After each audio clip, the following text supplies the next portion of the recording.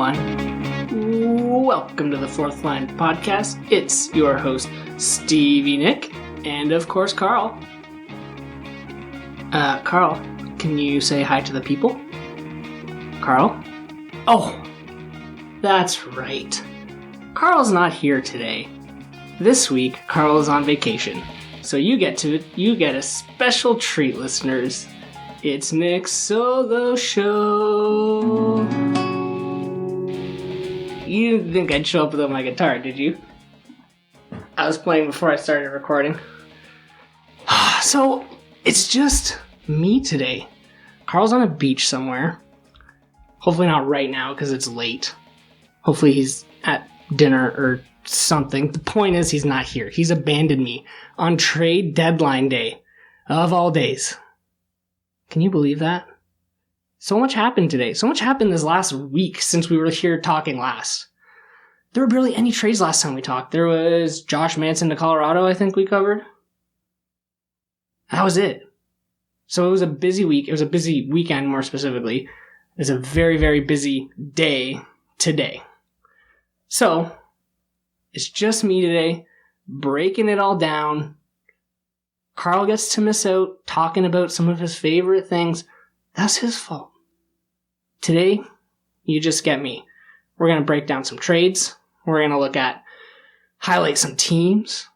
But before we get to any of that, we're going to talk about a trade that didn't happen. Well, there were a lot of trades that didn't happen. I'd love to go back to last week's list and go through it and see what Carl said was going to happen and then tell him that it didn't happen. But I'm not going to do that. Big one that did not happen today. Phil Kessel did not get moved. Phil Kessel, two-time Stanley Cup champion. Phil Kessel didn't get moved. How is that possible? I wasn't really going to talk about the trades that didn't happen, but today I discovered something. This is an article that I just discovered today. It was published last week on St. Paddy's Day, actually. And it was about Phil Kessel. And I needed to bring it up here because I love Phil so much, and I need you all to understand why. Okay, so this was an article. It was published in The Athletic, I think, by Josh Yohe, Y-O-H-E. This guy should put in one of those pronunciation things in his Twitter bio. Anyways, he wrote this story about Phil and his epic, quote-unquote, epic casino nights when he was in Pittsburgh. Apparently, Phil Kessel loves poker. He's not like a gambling addict or anything. This is what the article went into. Like, he's not a dangerous gambler. He's just a super competitive guy who has a lot of money. So he can lose big sums of money, and it's okay. So apparently Phil used to go to the casino before the games, after the games, in a very responsible way. But there were some amazing tidbits in this article, and I needed to share them because I feel like people don't fully understand why my wife and I seriously debated a way that we could get into touch with Phil Kessel to officiate our wedding. Didn't happen, but it was talked about very seriously. So you gotta listen to some of these quotes from this article here. Okay. Phil would get his 9 hours of sleep in, then he'd be at the rink. He doesn't like morning skates anyway. He didn't need to skate in the morning. So he'd get to the rink, have himself a cup of coffee, ask how everyone was doing, complain about a few things, and then he was good to go. Complain about a few things? Like, this is just Phil Kessel's, like, part of his normal routine is just complaining about a couple of things. And it doesn't sound like he's complaining about, big things like social equality. Like, he's definitely complaining about, like, the weather or the price of gas. Like, that's the kind of complaining he's doing in the locker room. I just love how this person's quoting it as, like, that's just part of Phil's daily routine. Get to the rink, complain about a couple of things. This is a great piece. He had his own parking spot at the casino with his name on it and everything. Fantastic. Oh, here's a good one, okay? The young guys in Arizona were just drawn to him when we were there. Who's saying this? Oh, Rick Tocchet, former coach. Rick Tocchet used to call him the Godfather because all the young guys used to look up to him and follow him around. Phil's not quite anti-establishment, but he makes you think that he is. Young guys love that, Tocchet said. Kessel doesn't like to practice. He'd much rather be at home or on the golf course or at the poker table. Kessel doesn't like to practice. What? He's just like a normal person. Like, I don't want to practice.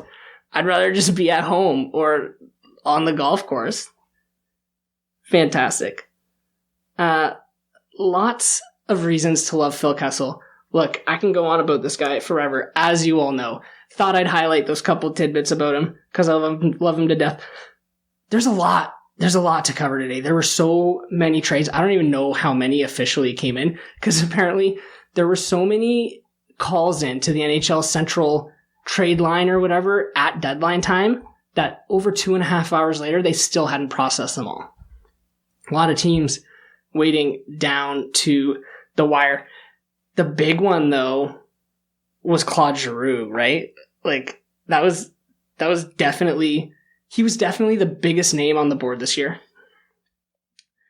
And that was definitely the biggest deal that happened. Of course, it didn't happen on deadline day.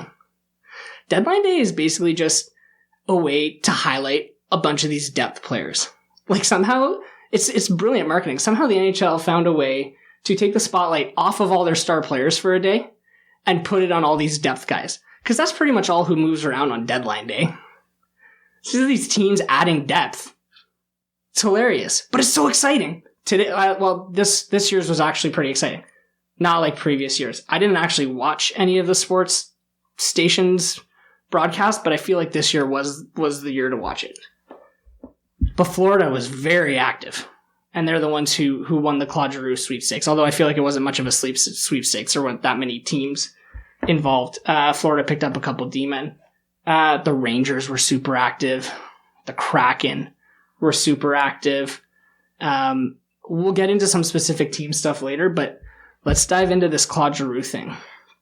So this past weekend, Claude Giroux plays in his 1,000th NHL game for the Philadelphia Flyers. He's played his entire career in Philadelphia. Like, how many years has he been in Philadelphia? 15 years with the Flyers. He plays his 1,000th game there. They have this beautiful ceremony for him. Silver stick, yada, yada, yada. And then after the game, it's announced that he will not be traveling with the team because the trade is almost done. So they were 100% sitting on this thing, letting him get his time in Philadelphia, get his special celebration, do his lap around the ice, and then he was gone. It took a couple days to get it done. I know there's a lot of chatter about Colorado maybe being involved, but it was basically Florida, I think, from the start. At least that's what I gathered. So the Florida Panthers, they gave up a lot, I think. They gave up Owen Tippett, which is one of their top prospects. 3rd round pick in 2023, a 1st round pick in 2024. It's funny, like Carl and I talked about it last week about these you know, the later year picks coming out. There's not that many picks moving in 2022. They're all 2023s and 2024s. I don't know why that makes so much sense for the Flyers. Like, if you're tearing down, you're trading your franchise players, you're heading into a rebuild, why are you waiting until 2023 and 2024 to collect your picks? Maybe that's all the Florida Panthers had. I mean, Owen Tippett's a good player. I think the Flyers kind of did as well as they could here, especially considering Claude Giroux had a no-move clause. He had control over where he wanted to go. He wanted to go to Florida, so they didn't, Fletcher didn't have a ton to work with, but the far-out draft picks are kind of funny to me. Like, you're just pushing out your team's rebuild a little bit. But Claude Giroux's, he's still good. He's a consistent 20-goal scorer. I think he scored 30 goals once. Consistent 40 to 50 points. I mean, the Panthers aren't going to have him for a whole season to collect on all of that. But, he's got playoff experience. He brought the Flyers to the Stanley Cup Finals in whenever that was, when they lost to the Blackhawks, which that final seems to come up a lot. So far this year, 18 goals, 42 points. He's second most point producer on that team behind Cam Atkinson. So he's going to, this is a big get for the Panthers. They are all in. All in, clearly. Giroux starts with a G. You guys want a guitar lesson? Here. G. That's a G chord. For those of you with a good ear, my guitar is tuned half step down. Don't ask why. It's always been like that. So Claude Giroux to the Panthers. Huge for a team in a stacked Atlantic Division, in a stacked Eastern Conference. We're gonna get to all of that later. I gotta move on here because I had a lot of time on Phil Kessel and I didn't mean to. The Panthers were not done with Giroux. They also acquired Ben Chiarot from the Florida Panthers. Chiarot went to the Panthers. They acquired him from the Montreal Canadiens. And back the other way, they sent Ty Smilanic, a 4th-round pick from the New York Rangers, and a 1st-round pick in 2023. That's a lot. That's a lot for Ben Chiarot. I mean, good for the Habs. Good for that Kent Hughes guy. It's a good get. I'm surprised the Florida Panthers gave up that much for what is essentially going to be defensive depth. Because that's essentially what Chiarot is. Like, he's a defensive defenseman. He doesn't get a ton of offense. He's good in his own end. He can be relied upon on the penalty kill. He got a little bit of power play time in Montreal, but like he's not going to get that in Florida. They don't need him. And it's not like Florida was a bad team defensively. Like, goals against wise, they're top 3rd in the league. I guess Chiarot tightens up the roster a little more, but it's a big price to pay for him. And I guess a bit of a stroke of luck too, because this trade happened before Ekblad got hurt. And I didn't see the play that Ekblad got hurt on, but he's out the rest of the season. He'll be back sometime in the 1st round, they say. It's a good thing he didn't get hurt even more. This guy's so prone to injury. So I guess it's a good thing that they got Chiarot. I mean, they also picked up Robert Hagel from Buffalo. I don't know. It's not a weird move to me for the Panthers. They just paid a lot for it. It's a little out of character for them. The other thing they did was they cleared up some cap space by sending out Frank Vatrano to the New York Rangers. The Rangers I'm going to get to later because they were actually pretty active today specifically on trade deadline day. Okay, moving on. The next big one I've got here is Hampus Lindholm. The Ducks could not get a deal done with him, so they had to trade him. Hampus Lindholm to Boston, and the Ducks in return got John Moore, Urho Valkalainen, a 1st-round pick in 2022, a 2nd-round pick in 2023, and a 2nd-round pick in 2024. There's a lot of prospect names flying around today and this last week. I have no idea who a lot of these people are. Like, essentially what most of these trades boil down to are the draft picks. So Hampus Lindholm for a 1st this year, a 2nd next year, and a 2nd the year after. So it's a pretty good haul for the Ducks for an expiring contract that they were not going to be able to renew. So it was essentially trade him or lose him. They got a good haul for it. The bonus for Boston here is they got an extension done on him. 8 years at $6.5 million AAV. Totally reasonable for a guy like Hampus Lindholm. Like, he's been a key part of the Ducks' defense for the last, decade or something. He used to be really good from what I remember. His play's fallen off a little bit the last few years. You never hear that much about him anymore. But he can be counted on in most situations.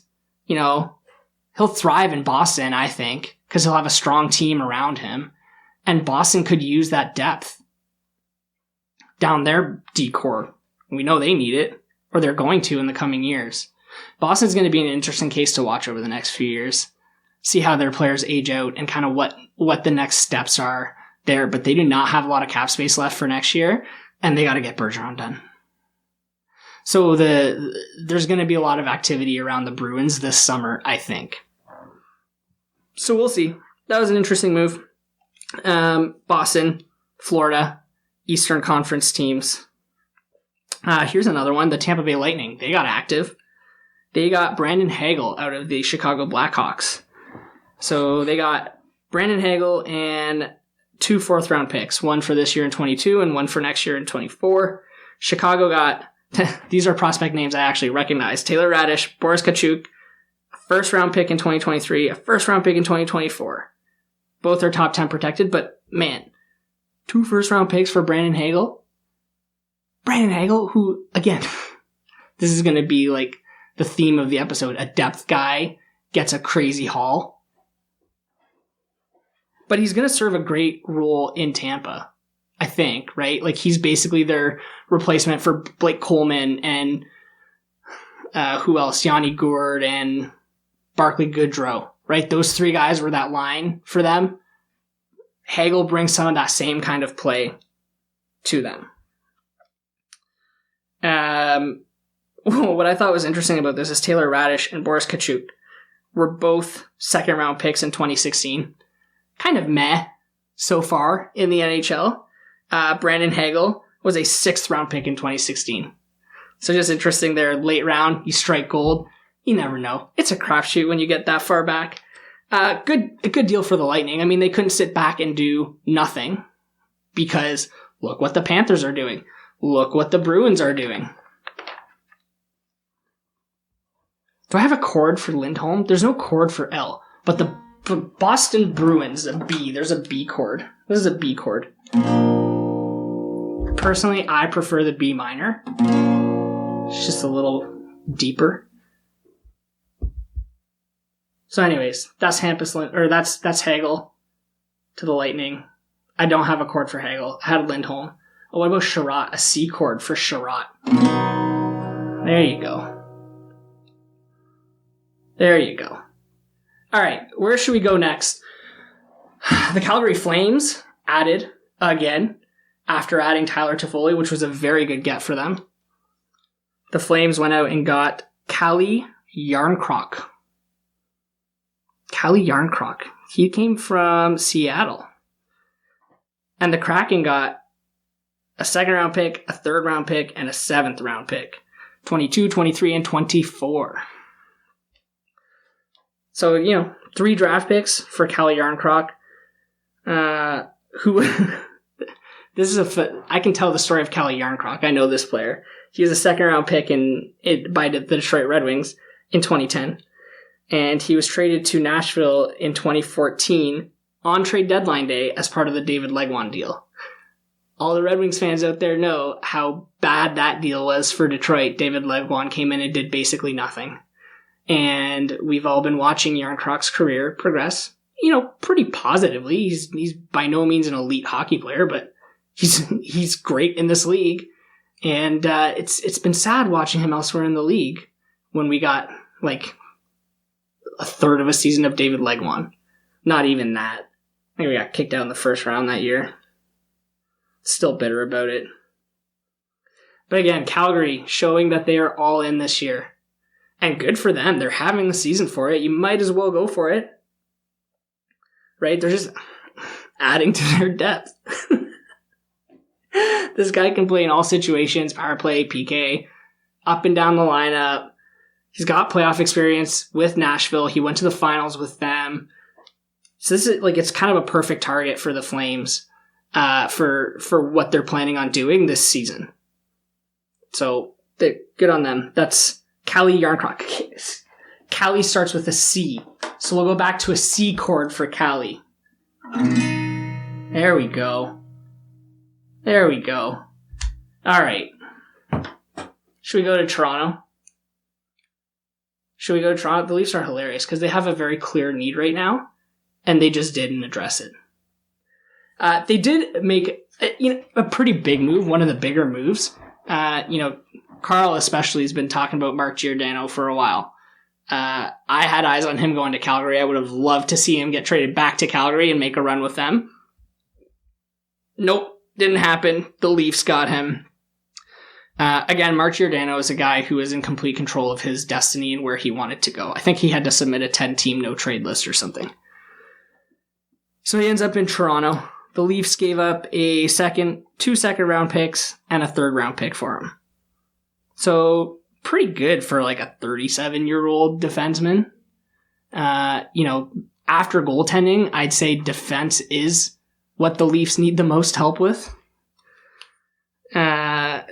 especially with Jake Muzzin being constantly injured. That guy cannot catch a break.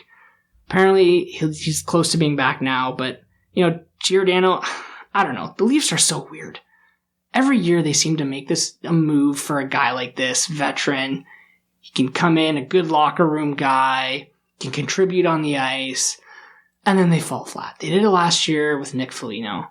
They try it even in free agency with guys like Joe Thornton and Wayne Simmons and Jason Spezza. And yeah, these guys they're fine. They've contributed to the team, but is it worth giving up 3 draft picks for this? I guess for the Leafs, who cares? They're going to be drafting so late. This is their window right now. Do what you can. It's just what is the definition of insanity here? I don't know. And then they signed that Finnish goaltender, and he had to go through waivers. And they also put Mrazek through waivers. And the Finnish guy gets claimed by Arizona, and Mrazek clears. If you're Kyle Dubas, you must just have a constant headache. Constant. I don't know. Is this the Leafs' year?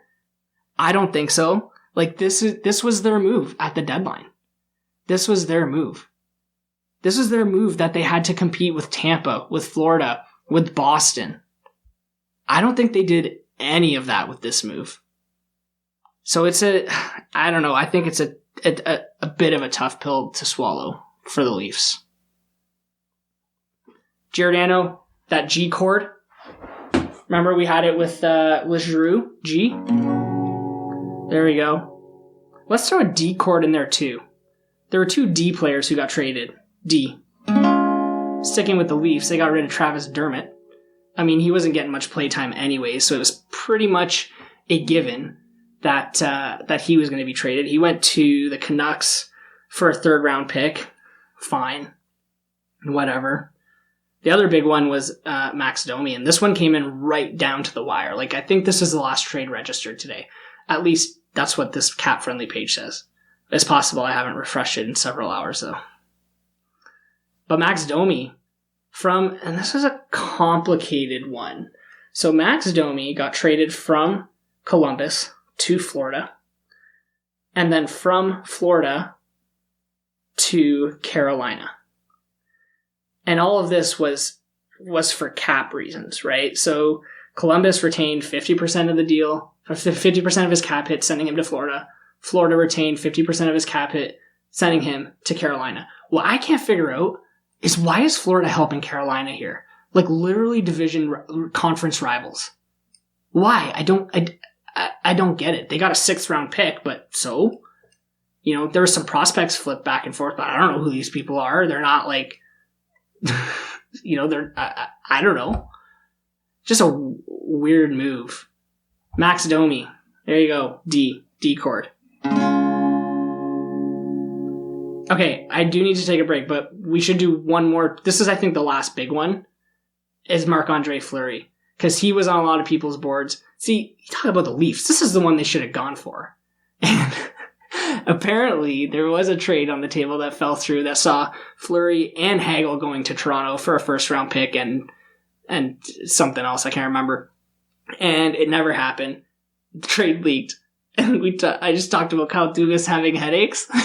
That guy, he was so pissed in his media availability today. He's like, you're going to have to ask Chicago about why they leaked that.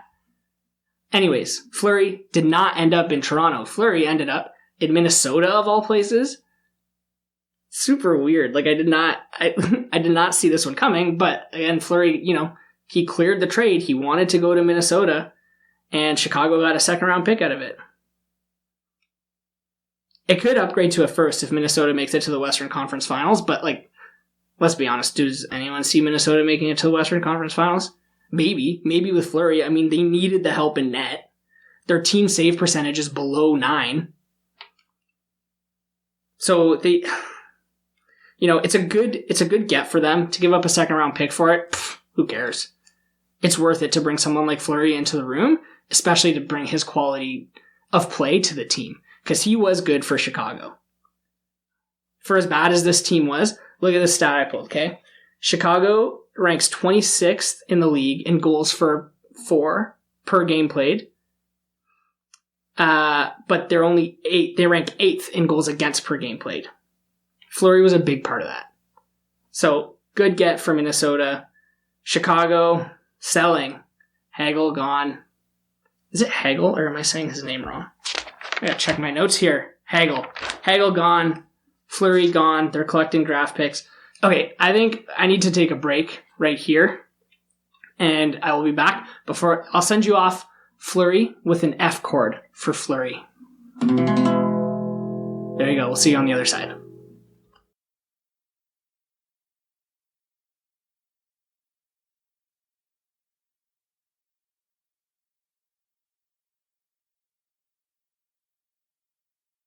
Okay, 3, 2, 1, and I'm back. Again, just Nick. Carl, not here. I'd love to know what Carl thought about Claude Giroux. You want to tell us, Carl? Oh, wait, you can't because you're on the beach. Lucky. Okay, so like I said, there's a lot of trades that happened. Before the break, I kind of broke down some of the bigger ones, at least in my mind. I thought maybe we could look at some teams and overall kind of what they did. Let's start with multiple teams all at once. Like the Eastern Conference, at least the teams that were in playoff positions, which, as we've talked about the last couple weeks, the Eastern Conference is set. Every single team in a playoff spot made at least one move today. Talked a lot about Florida. We talked about Tampa. Talked about Toronto. We talked about Boston. Carolina going out and getting Max Domi. Washington made a move. They brought in Marcus Johansson. Anyways, I'm going to look it up right now while I'm talking by myself. This is much harder to do when you're solo. Marcus Johansson. They got from Seattle for a couple draft picks and Daniel Sprong. So they added some depth. The Rangers. Man, the Rangers were busy. Where did I put the Rangers? 5 trades 4 trades today and 1 before today. The Rangers, they added Frank Vetrano from Florida. They added Justin Braun from Philadelphia. They added Andrew Kopp from Winnipeg. Tyler Motte from Vancouver. Like, these guys, they're like, all right, we're in a playoff spot. We know we're going to keep our playoff spot. So let's stack up and let's have a go at this. Let's make it hard for other teams to beat us. I think they're going to have a hard time beating the other teams still, personally. But, the speed that they turned this rebuild around, and they got lucky, let's be honest, with their draft lottery picks. They won the Panarin sweepstakes. They had a couple goalies fall into their lap. You can never predict goalies. So they got a little bit of luck, but they peppered it in with real strategy and real skill, and they've built a good team.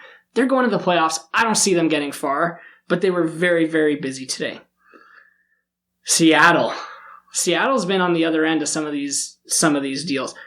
Seattle, I think, made the most amount of trades this trade deadline season with 6. And they brought in, let's count them out, 1, 2, 3, 4, 5, 6, 7, 8, 9, 10 draft picks. 4 picks in 2022, 4 picks in 2023, 2 picks in 2024. The only question is, who's going to play for this Seattle Kraken? Like, at this point, they must almost have more draft picks than they do players on contract. I don't understand this team. Like, you think back to the expansion draft, and they made some choices in that expansion draft. And now they're trading them all away and collecting draft picks. Like, they're essentially disassembling the team that they assembled. And we all thought that they were going to be a bubble playoff team. That's the best part about this whole thing. Oh, Seattle.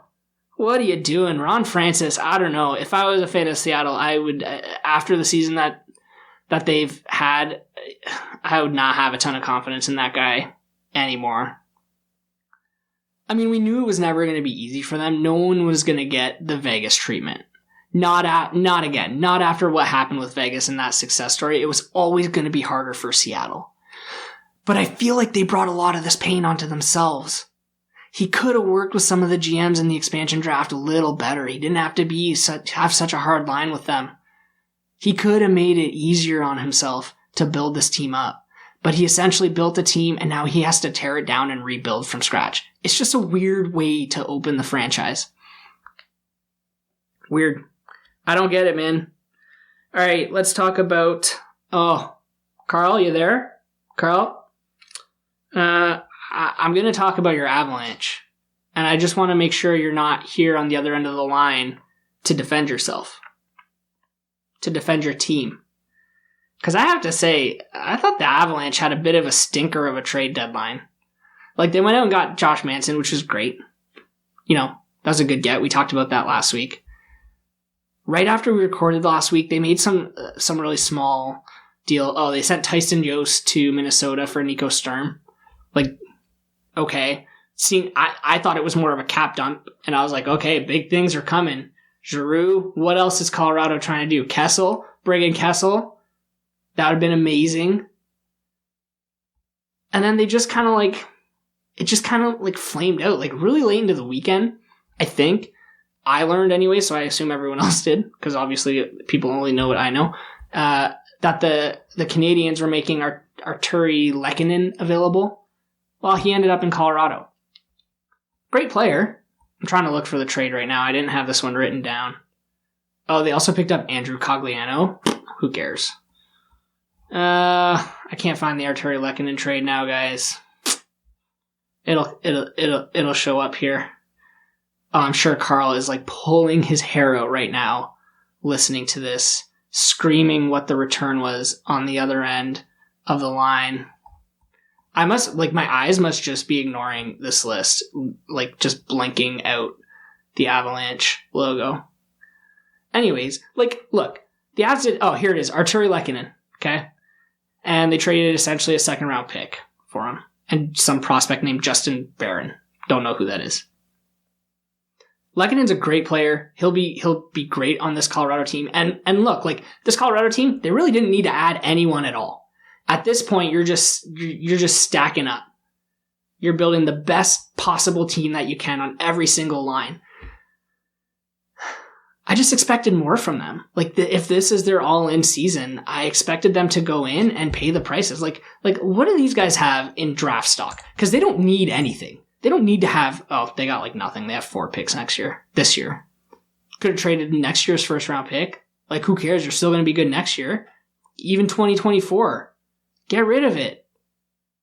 Couldn't make something sweet happen with those, plus some of those defensive prospects that you have. Bowen Byram. Like, how is this guy ever going to get top line minutes? Anyways, Colorado's fine. They're going to be fine. They have a very good chance of winning the Stanley Cup this year. And frankly, like, the Western Conference, I think, has gotten a little easier than where it was at the start of the year, especially with how Vegas is performing. Calgary's going to be a tough one. Calgary is definitely going to be a tough one. I got to look at, if the playoffs were to start today, wild card. Let's see. Colorado would get Nashville. Pfft, no problem.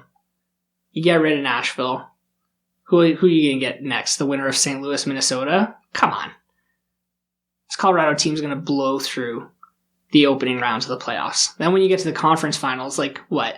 One of Calgary, Los Angeles, Edmonton, or Vegas? Like, this Colorado team, this to me is like the clearest path to the Stanley Cup finals for them that I've seen in a long time for any team. So they should be fine, Lehkonen or no Lehkonen, Manson or no Manson. But if you're really going all in and going for it, get rid of your picks. Bring in more firepower. Anyways, that's what I have to say about the Avalanche. Should we talk about my Red Wings for a minute? I'm sure you're all dying to know what I think about the moves that the Red Wings made. Honestly, kind of the same as the Avalanche. Like, they made a couple moves, but I expected more. That being said, Steve Yzerman can do no wrong. I fully trust everything that this guy is doing. So he moved Nick Leddy. He moved Nick Leddy to St. Louis. He got Oscar Sundqvist, Jake Wallman, and a second-round pick for him in 2023. That's a really good haul for Nick Leddy. I don't understand what this thing with Nick Leddy is. Why do teams like him so much? Because Yzerman gave up like 2 seconds for him. And at the time, I wasn't that high on that trade. And he was fine in Detroit, but like Detroit has a bunch of really bad defensemen, so it's not hard to be the good one. And now to have the Blues give up Sundqvist and Wallman and a second round pick for him,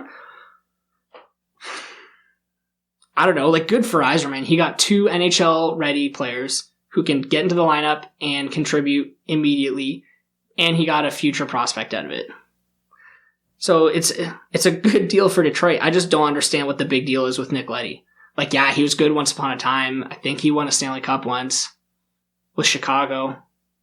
But, like, still, he's not that good. So I don't know. What else did Detroit do? They moved Troy Stecher for a 7th round pick. I should have opened the show with that. That was the big trade of the week. Hey, at least I got something for Troy Stecher. The other big one that Detroit did, they moved Vladislav Nemestnikov for a 4th round pick in 2024. That's a trade with Dallas. So the Stars adding a little bit to try and get into their playoff spot. And Detroit just collecting draft picks. It's about what Nemestnikov is worth. Fun fact, Nemestnikov is the nephew, I think, of Slava Kozlov, former Detroit Red Wing Stanley Cup winner. One of the original members of the Russian Five.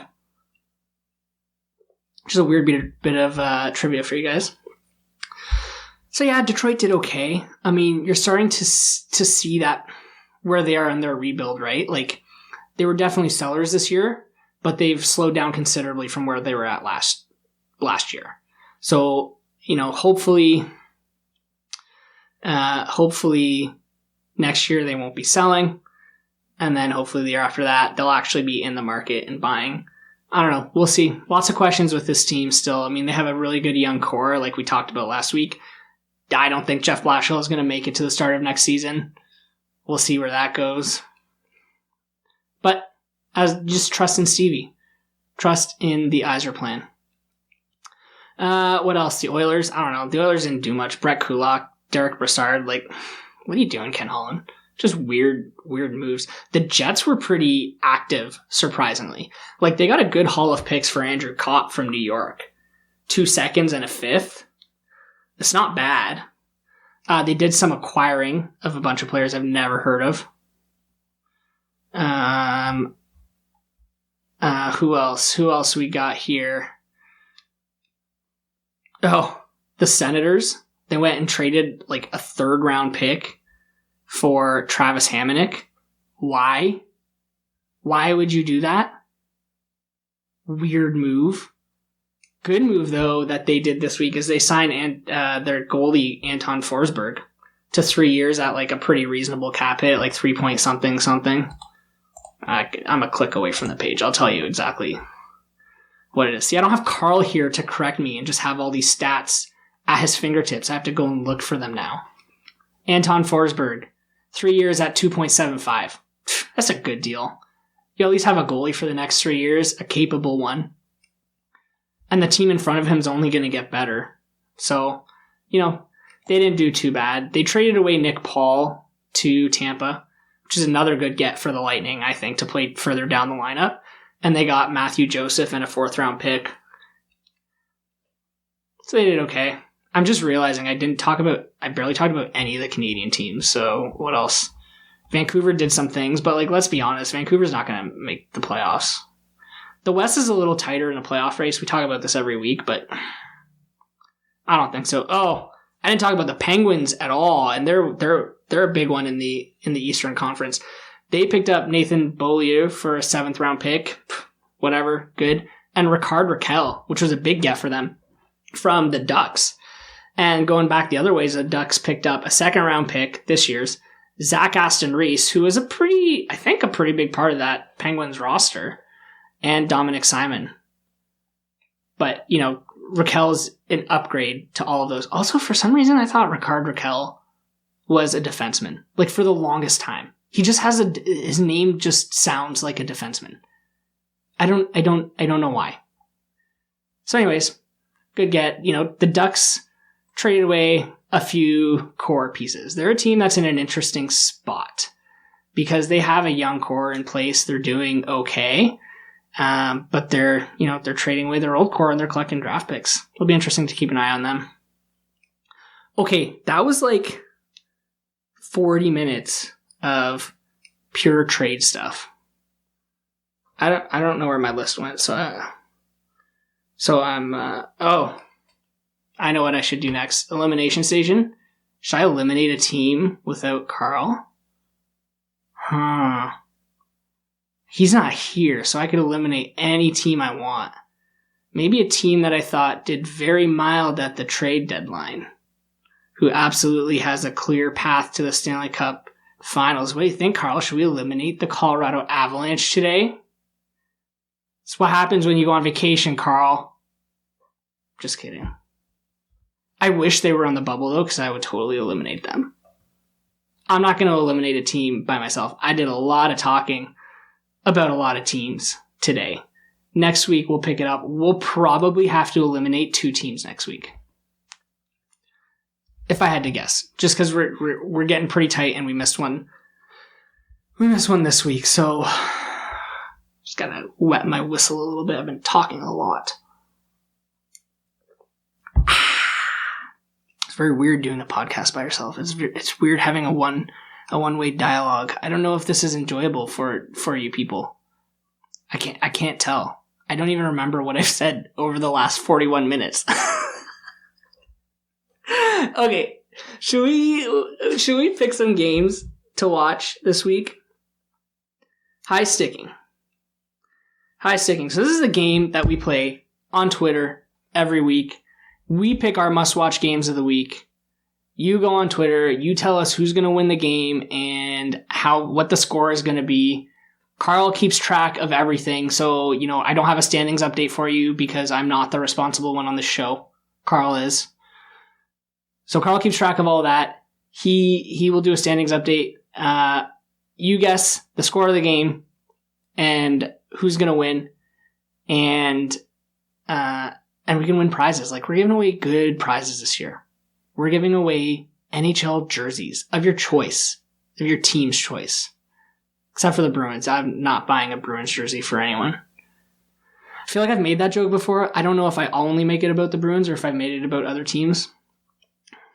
But anyways, so I'm going to pick the games that I want to watch this week. Since Carl's not here, I'm going to pick some real stinkers. What do you think about that, Carl? Pick some stinkers. I got to open up my app. We also had another contest going last week around the trade deadline where we're going to give away a hat. I don't have the results of that contest, so stay tuned for next week when Carl and I will give away a hat if you participated in that contest. Okay, so today we already chose a game for tonight. It's the Oilers and Avalanche game, so that's starting. By the time you listen to this, it'll probably be over. Tomorrow, there's a lot of games on tomorrow. I am going to go, let's go St. Louis, Washington. I think that's one of the better matchups tomorrow. So let's do that. Wednesday. Ugh, only 4 games. Terrible matchups. We have to watch the Avalanche. Colorado, Vancouver is literally the only game that's worth watching. The others are all basement dwellers. Okay, Thursday. Oh, I should be marking these because I think I have to tell Carl. What games I chose. Oh man, what did I pick on the first day? Tuesday? This is like riveting. Okay, St. Louis, Washington on Tuesday. Good. Yep. Okay. Vancouver, Colorado on Wednesday. Okay, here we are on Thursday. Oh, the first one that jumps out to me is Tampa Bay, Boston. That is the game to watch on whatever day that is. Thursday, March 24th. Friday, March 25th. Oh, let's go to the Eastern Conference. Let's watch the Pittsburgh Penguins and the New York Rangers. 2 teams that are going to be in the playoffs. Okay, Saturday, March 26th. The Hockey Night in Canada game's not that good. What else we got? We got Vancouver, Dallas. We already chose a Vancouver game this week, so we won't do that. Florida is playing a lot of bad teams this week. Battle of Alberta. I feel like we always pick that game, but there's playoff implications here. So we're going Edmonton and Calgary. Good. Sunday, March 27th, Detroit at Pittsburgh, a rematch of the 2009 and 2008 Stanley Cup Finals.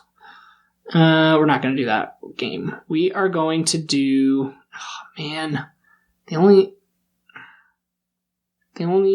Florida-Toronto. Oh, that's the game. There we go. Finally, Florida's playing a good opponent. All right, Florida-Toronto. That's Sunday's game. And next Monday, when Carl and I will be back on this show together, having a two-way conversation versus just a 50-minute monologue of me talking. What was I doing? Oh, yeah, high sticking. All right, Monday, March 28th. The game to watch is Carolina-Washington. Sorry, guys, I don't want to pick Washington this many times, but like a lot of teams play the Coyotes, and I don't want to watch the Coyotes. So, those are your must-watch games of the week. Join us on Twitter at the Fourth Line Podcast. Submit your picks. Tell me what you thought about the show this week. Or don't. I think I'd rather not want to know. I certainly will not be going back and listening to it. So, that's it. Go follow us on Twitter and all the social media and stuff. So should we recap today, trade deadline day? Pretty busy week, pretty busy day. A lot of teams gave up a lot to get players. Some collected big things for players. That's about what we learned. What else did we learn? We learned about the G chord for Giroux, Giordano. There's the C chord for Chiarot or Calle, Jarnkrok. The D chord for Dermott and Domi. And back to G. That's it. 4 chords for a song. Giroux, Claude, Giroux. Chiarot, Claude, Giroux. Dermott, Domi, Calle, Jarnkrok. Giordano. These are a few of the players who were traded. New homes, new teams, and League Cup dreams. Fleury went to Minnesota. Chicago got rid of Hagel. I couldn't work in a B chord for the Bruins and Hampus Lindholm. Detroit got rid of Leddy. Colorado kept it pretty steady, but definitely the biggest beast was the arms race in the East End. Giroux, Claude, Giroux. Chiarot, Claude, Giroux. Dermott, Domi, Calle, Jarnkrok. Giordano. These are a few of the players who were traded. New homes, new team, Stanley Cup dream. Thank you for listening to our special deadline show. Carl will be back next week to talk more hockey. Or maybe he'll be alone and I'll take a vacation.